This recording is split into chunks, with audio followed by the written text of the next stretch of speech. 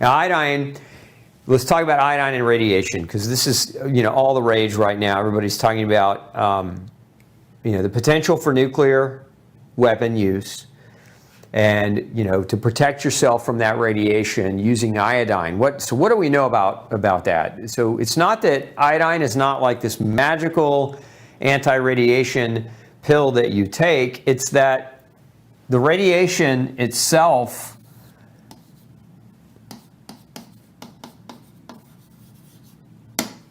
will be attracted to your thyroid tissue, to your thyroid gland.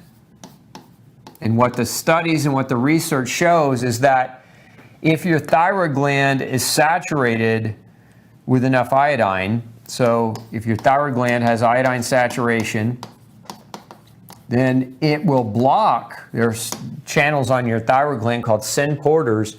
Iodine saturation will block radioactive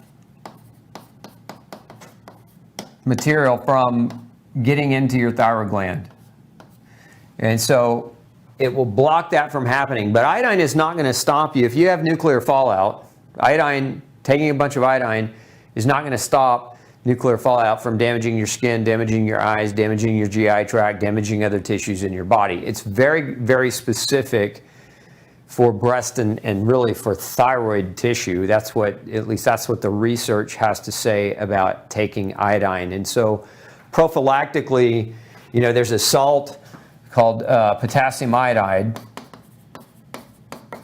and you can get it from, the doctors can write it for you, but you can get it over the counter, potassium iodide. And so an adult, if there is a radioactive fallout and you're trying to, let's say you're not in the course of a war, let's use Fukushima as the example, because that probably is the most realistic example that we've seen. Chernobyl and Fukushima, where the radioactive materials breach, if you will, was in the environment. It was in the water, it was in the air. And so what they found is that people that took higher doses of potassium iodide protected themselves, protected their thyroid gland, and so it reduces that potential for cancer in that gland. But if you get direct radiation, you've got bigger problems than trying to worry about taking iodine. So I don't want all of you thinking that somehow iodine is this cure-all or catch-all for radiation fallout. Now, if you're not in the vicinity of the radiation, meaning you're further away, but there may be some radiation that makes its way into your body through the food supply, or through the water, or in part through the air, but you're not in that major fallout zone, this is where potassium iodide can be very helpful. And what we saw with Fukushima, and they actually did the studies, there were a number of studies done on kids during Fukushima, the adolescents. They were monitoring those that received potassium iodide versus those that did not, and found less incidence of cancers. After many years, they found less incidence of damage to the organ and gland. So and that's not the only time we've seen, iodine be researched as it relates to radiation and cancers, but we know it can reduce that risk. Now, some of you are, okay, well, if that's true and I want to reduce my risk, how much to take? Well, the average adult, it's about 180 milligrams. But again, that's not potassium iodide, and I don't recommend that you go out and try to do that.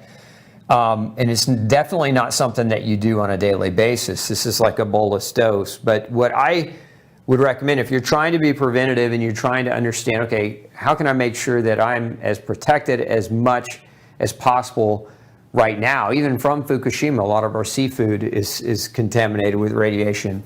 You can use a much more reasonable amount, somewhere in that 12.5 milligram, for an adult a day dose. And so this is actually, I've seen this in my clinic for years. 12.5 milligrams is very safe. It's very low for any kind of potential reactivity or problems. And you can do this on your own for the most part. Now, it's a lot more than the RDA, the recommended daily allowance that the U.S. puts forward. But the RDA is wrong on a lot of things. It's wrong in the sense that it doesn't take into account a number of different scientific facts. Probably one of the biggest is that the RDAs were originally developed based upon the quantity of a nutrient necessary to prevent frank overt disease from manifesting. So as an example, the RDA for vitamin C is the quantity of vitamin C a person needs to make sure they get to not have full-blown scurvy. But if we look at nutrition from the perspective of, you don't go from not being, or from deficiency of a nutrient. Let's change our color here. We'll use our scurvy example, okay? So you don't go from healthy to scurvy just because you didn't get enough vitamin C today, right? So, and then there's healthy, there's scurvy, and then there's points upon this line that are what we call subclinical. And so these are the symptoms that manifest before major disease, because scurvy is basically, it's schizophrenic mind. You go crazy, your teeth are falling out, your collagen can't form, and you're hemorrhaging internally. You don't want that. That can kill you. But like I said, you're not going to go from one to the next. So what happens is a person might go through this phase of subclinical deficiency where they're just not getting enough over a long enough period of time. Their body uses up more and more of their storage and then ends up with a full-blown disease state. Well, the same thing can be said of iodine. And so those recommendations are largely based on how much do you take to prevent frank and overt disease. One of the things that we did with iodine in the U.S., actually, let's pull up another diagram here. Here we go. You can see it in this map very clearly. So the yellow areas along the globe are areas that are considered to be low iodine soils. Okay, so if you look at this globally, if you're in the UK, you're pretty much in trouble, right? The entire soil base there is low iodine. You can see, along in mid-Europe and in Italy and above, you can see a lot of China, you can see a lot of Africa and parts of Australia. But here in the U.S., we have what's called the goiter belt around the Great Lakes. And so this is one of the reasons why really smart and intelligent doctors found in the early 1900s that goiter, which is, again, an enlargement of the thyroid, was as a result of low iodine. So low iodine in the soil. And these people were farming the land, and they were eating the food, and they were not getting adequate iodine. And they were eating the fish out of the Great Lakes, but of course, there's not much iodine there, so you're not really getting enough iodine. And so your thyroid gland can't keep up, and so you start to develop a goiter. And this is one of the reasons why we iodize salt. If you ever look on like your traditional salt, it's got iodine in it, and this was a policy passed, by the U.S. government in order to prevent goiter from becoming or from maintaining its epidemic status as a major cause of disease. So just adding iodine to the salt, and why? Because salt was the primary preservative of the age. So this, again, not that salt's not used as a preservative today, but we have other types of chemical preservatives that are being used, and so. If you're, and the other trend that we've seen is a lot of people quit using salt. So there's a reduction of salt intake today because of scares or fears of hypertension, right? You take in too much salt, it can raise your blood pressure, increase your risk for heart disease. And so a lot of doctors have said, cut out the salt, low sodium diets, right?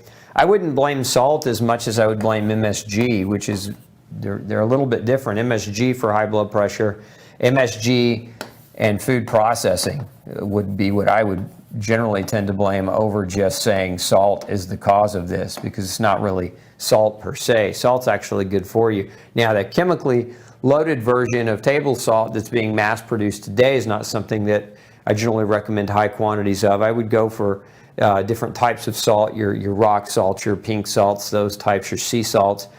And I would go for iodine supplementation if you live in that goiter belt or you live in regions where there's not enough iodine in the soil, and that's where you're getting your vegetables and fruits from. Because outside of that, the food sources of iodine are relatively low if you don't eat seafood. Seafood is hands down one of the best places you can get it. Kelp, seaweed, and seafood directly are great sources, or can be, of iodine, but not if you live in these areas. So again, pay attention to that, take note of that, because it's important depending on where you live and where you're getting your iodine. Hey, don't forget to check out the rest of the series right here. Make sure you hit subscribe below.